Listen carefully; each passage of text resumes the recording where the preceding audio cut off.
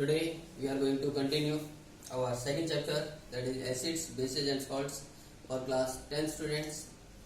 And in our previous class we learnt many things about acids, how we dilute an acid and what are called strong acids, what are weak acids and so on. Okay, so let's start the actually chemical properties of acids. क्योंकि acids को जब अलग अलग तरीके के substance के साथ combine किया जाता है, रिएक्ट कराया जाता है, तो उनकी क्या रिएक्शंस होती हैं, क्या प्रोडक्ट्स बनते हैं. Let's see about. First is, जब किसी एसिड को मेटल के साथ रिएक्ट कराया जाता है तो उस केस में सॉल्ट प्रोड्यूस होता है और हाइड्रोजन गैस इवॉल्व होती है. यानी मेटल को जब एसिड के साथ रिएक्ट कराएंगे तो सॉल्ट प्रोड्यूस होगा और हाइड्रोजन गैस रिलीज होगी. ओके, आप एग्जांपल देख सकते हैं. मान लीजिए यहाँ पर HCl है, Na हमने मेटल लिया, Na और HCl की रिएक्शन करेंगे तो NaCl बनेगा और हाइड्रोजन गैस इवॉल्व हो जाएगी. राइट. इसी तरीके से अगर आप मैग्नीशियम लेते हैं और सपोज कीजिए H2SO4 यानी सल्फ्यूरिक एसिड के साथ रिएक्शन कराएंगे तो मैग्नीशियम सल्फेट बन जाएगा MgSO4 और हाइड्रोजन गैस रिलीज हो जाएगी. ठीक है. तो ये एक जनरल इक्वेशन है कि एसिड के साथ रिएक्ट करके मेटल्स हमेशा हाइड्रोजन गैस इवॉल्व करते हैं और सॉल्ट फॉर्म करते हैं. चलिए अब सेकंड देखते हैं. जब किसी एसिड को किसी मेटल के कार्बोनेट या मेटल के हाइड्रोजन कार्बोनेट के साथ रिएक्ट कराया जाता है तो उस केस में वहां सॉल्ट, वाटर और CO2 ये तीन प्रोडक्ट्स बनते हैं. जैसे सपोज Na2CO3 सोडियम कार्बोनेट को अगर हमने HCl से रिएक्ट करा दिया तो NaCl बनेगा, CO2 गैस रिलीज होगी और वाटर बन जाएगा. राइट. इसी तरीके से अगर आप NaHCO3 लेते हैं, मान लीजिए बेकिंग सोडा लेते हैं NaHCO3, उस केस में भी प्रोडक्ट सेम होंगे NaHCO3 प्लस HCl. तो रिएक्शन के बाद यहाँ NaCl बनेगा, CO2 और water as it is release हो जाएंगे. ठीक है. तो ये तरीका आपने देखा कि जब एसिड्स को मेटल के किसी कार्बोनेट सॉल्ट के साथ या मेटल के किसी बाइकार्बोनेट के साथ या हाइड्रोजन कार्बोनेट के साथ रिएक्ट कराते हैं तो उस केस में भी सॉल्ट और वाटर तो बनते ही है लेकिन साथ में CO2 गैस रिलीज होती है. राइट. नेक्स्ट प्रॉपर्टी है, एसिड और बेस को जब रिएक्ट कराया जाता है तो यहाँ सॉल्ट और वाटर बनता है. गाइस, इस रिएक्शन को हम न्यूट्रलाइजेशन रिएक्शंस भी कहते हैं. यानी when an acid reacts with a base it forms salt and water and this is known as neutralisation reaction. वो इसलिए कहते हैं क्योंकि यहाँ पर एसिड और बेस दोनों एक दूसरे के नेचर को न्यूट्रलाइज कर रहे होते हैं. यानी एसिड का एसिडिक नेचर और बेस का अल्कलाइन नेचर, ये दोनों जब एक दूसरे के साथ रिएक्ट करते हैं तो उस केस में वहाँ न्यूट्रलाइजेशन होता है और ये जो सॉल्ट्स बनते हैं जनरली और वाटर इसका प्रोडक्ट होता है. ठीक है. तो ये रिएक्शन न्यूट्रलाइजेशन है. आप एग्जाम्पल देख सकते हैं. मान लीजिए हमने NaOH लिया बेस और HCl लिया एसिड, तो NaOH प्लस HCl जब आप रिएक्ट करेंगे तो NaCl और H2O बन जाएगा, सॉल्ट एंड वाटर. और नेक्स्ट प्रॉपर्टी आती है, एसिड को जब हम मेटल ऑक्साइड के साथ रिएक्ट कराते हैं तब भी सॉल्ट और वाटर बनता है. क्योंकि आप जानते हैं metal oxides are actually basic in nature.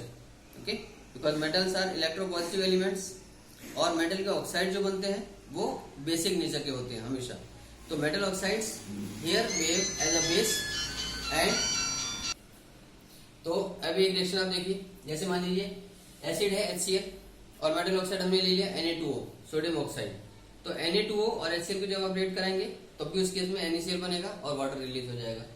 तो क्योंकि यहाँ मेटल ऑक्साइड्स बेसिक नेचर के हैं और ये रिएक्शन भी न्यूट्रलाइजेशन रिएक्शन की तरह ही है, वहां भी एसिड और बेस रिएक्ट कर रहे हैं आपस में, तो सॉल्ट और वाटर ही बनेगा इसके प्रोडक्ट के रूप में भी, जैसे आपने देखा. अगर मान लीजिए हम यहाँ पे एक और एग्जाम्पल लेना चाहें, सपोज हमने लिया पोटेशियम ऑक्साइड K2O और यहाँ पर ले लिया हमने H2SO4. तो K2O पोटेशियम ऑक्साइड और H2SO4 यानी सल्फ्यूरिक एसिड जब इन दोनों के साथ बीच में रिएक्शन कराई जाएंगी तब भी K2SO4 पोटेशियम सल्फेट और वाटर बन जाएगा. ठीक है. तो गाइस, ये चार मेन प्रॉपर्टीज हैं जो हमारे सिलेबस में है. आपने देखा कि किस तरीके से केमिकल प्रॉपर्टीज शो होती हैं एसिड्स के द्वारा, और जो बेसिस वाटर में सॉल्युबल होते हैं उनको हम एल्कलीज बोलते हैं. ठीक है. Alkalis are actually water soluble base.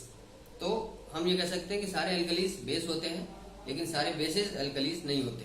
Right. अब एक और इम्पोर्टेंट टॉपिक डिस्कस करते हैं हम लोग. देखिए, ये है कैल्शियम ऑक्साइड CaO. जिसको हम कॉमनली लाइम या क्विक लाइम भी कहते हैं।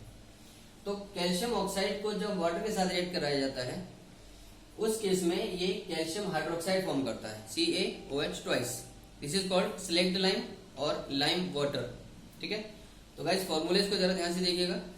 CaO calcium oxide is quick lime और lime, and CaOH twice is slaked lime और लाइम वाटर। ये जब इसको कार्बन डाइऑक्साइड के साथ रिएक्शन कराई जाती है तो उस केस में ये CaCO3 कैल्शियम कार्बोनेट और वाटर फॉर्म करता है। और यहाँ पर कैल्शियम कार्बोनेट ये हमारा ये लाइमस्टोन एक प्रेसिपिटेट के रूप में फॉर्म होता है और इसकी वजह से उस लाइम वाटर का कलर मिल्की होता है। ठीक है, दोबारा देखिए कि जब कैल्शियम हाइड्रोक्साइड के साथ यानी स्लेक्ट लाइम में जब हम कार्बन डाइऑक्साइड की रिएक्शन कराते हैं या जब CO2 पास की जाती है स्लेक्ट लाइम में या लाइम वाटर में, तो उस केस में कैल्शियम कार्बोनेट यानी लाइम स्टोन, फॉर्मूलेज में डिफरेंस है, ये लाइम स्टोन की फॉर्मेशन की वजह से उस स्लेक्ट लाइम का या लाइम वाटर का कलर मिल्की हो जाता है, क्योंकि ये वाटर सॉल्युबल नहीं है, ये व्हाइट कलर का प्रेसिपिटेट फॉर्म करता है और इसी व्हाइट कलर के प्रेसिपिटेट की वजह से ये lime water milky appearance show करेगा। राइट, अब एक क्वेश्चन आता है कि अगर हम इसी लाइम वाटर में CO2 को एक्सेस अमाउंट में पास करते हैं, इसकी मात्रा और इसकी जो अमाउंट है और लगातार पास की जाती है, एक्सेस अमाउंट में जो CO2 पास की जाती है, तो वहां पे calcium hydrogen carbonate CaHCO3 twice बनता है और ये जो कंपाउंड है ये वाटर सॉल्युबल है। यानी CO2 की अगर कम मात्रा पास की जाती है, कम अमाउंट में CO2 का रिएक्शन कराएंगे आप कैल्शियम कार्बोनेट कैल्शियम हाइड्रोक्साइड के साथ यानी लाइम वाटर के साथ, तो मिल्की अपीयरेंस आएगा because of the formation of calcium carbonate that is limestone. और जब एक्सेस अमाउंट ऑफ CO2 पास की जाती है उसी रिएक्शन मिक्सचर में, तो हम क्या देखते हैं कि फाइनली ये कैल्शियम हाइड्रोजन कार्बोनेट फॉर्म कर देता है और ये वाटर में सॉल्युबल होता है। तो इसके वाटर में सॉल्युबल होने की वजह से जो मिल्की अपीयरेंस है, जो मिल्की कलर है, वो डिसअपीयर हो जाता है दोबारा से। तो लाइम वाटर पहले की तरह फिर से कलरलेस होने लगता है जब हम एक्सेस अमाउंट ऑफ CO2 उसके अंदर पास करते हैं।